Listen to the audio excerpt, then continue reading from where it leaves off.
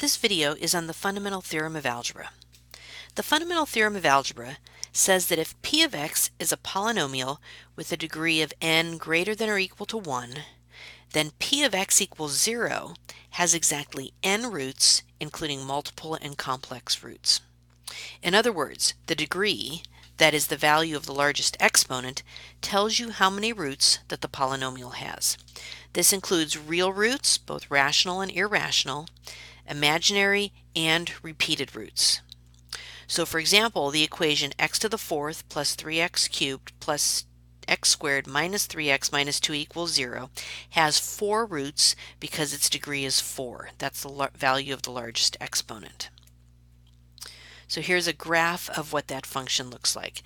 And as you can see from the graph, it crosses the x-axis at -2. It touches the x-axis at x equals -1, which means it has a multiplicity of 2, and it crosses the x-axis at 2. So let's take a look at a couple examples here.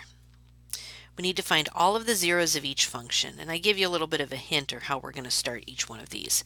So for f of x equals x to the fifth minus 4x minus 3x cubed plus 3x squared minus 4x plus 4, we need to find the zeros, and we're going to use the rational root theorem.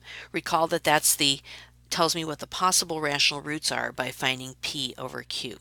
So the factors of the constant term divided by the factors of the leading coefficient, so that gives me possible values of positive or -1, positive or -2, and positive or -4.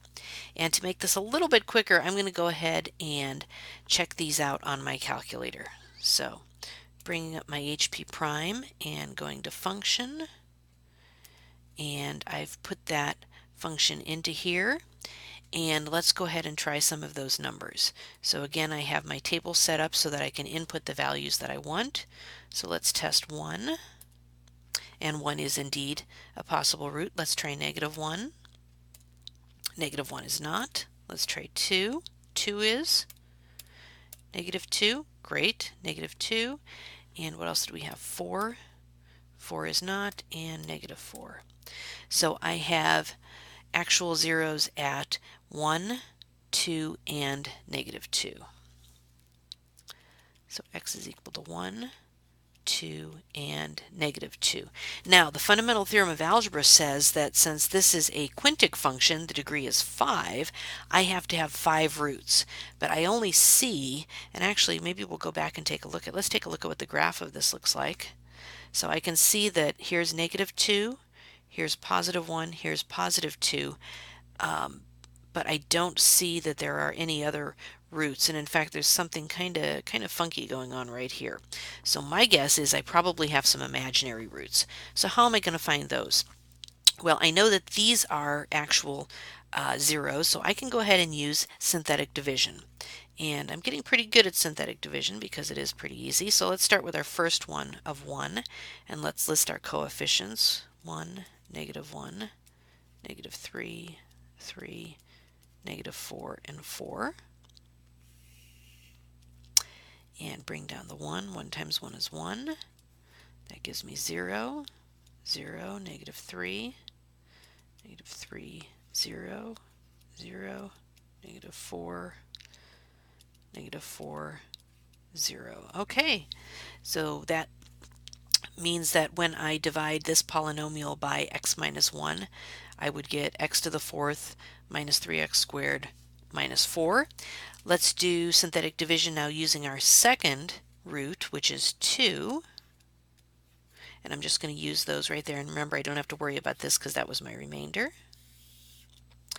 Bring down the 1, 2, 2, 4, adding, 2, adding, 4, 0.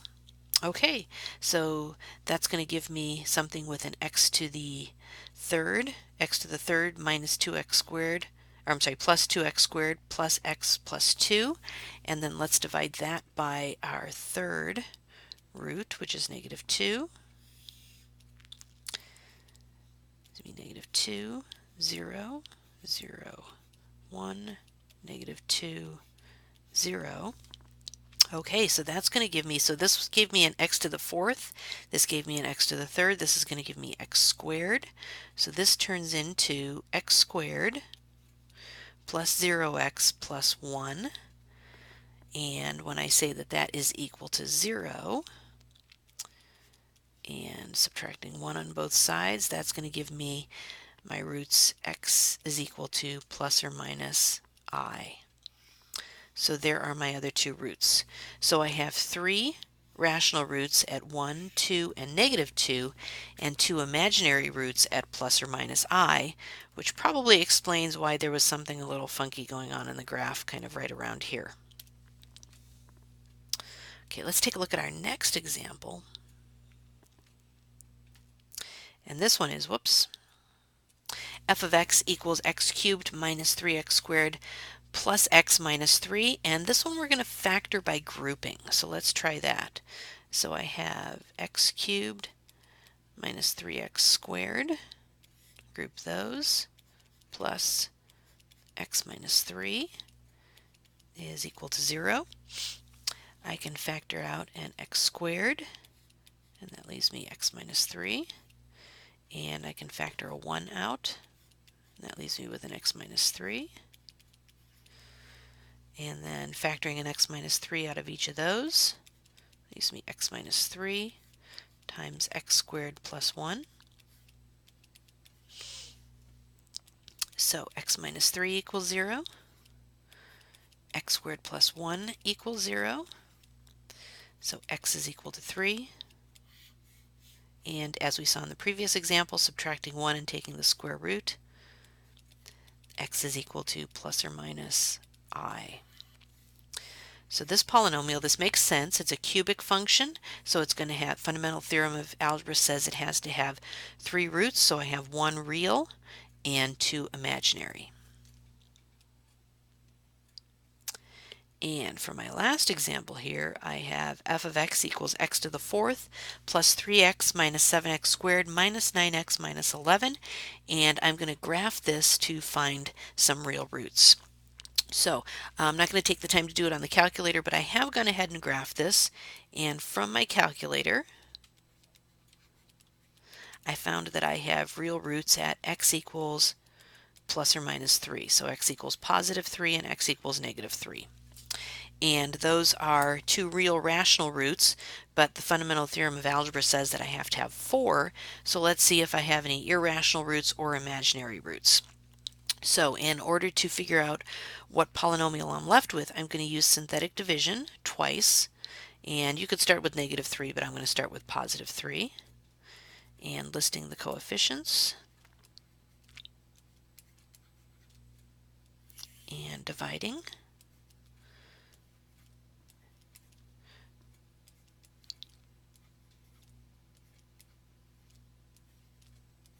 I really like synthetic division.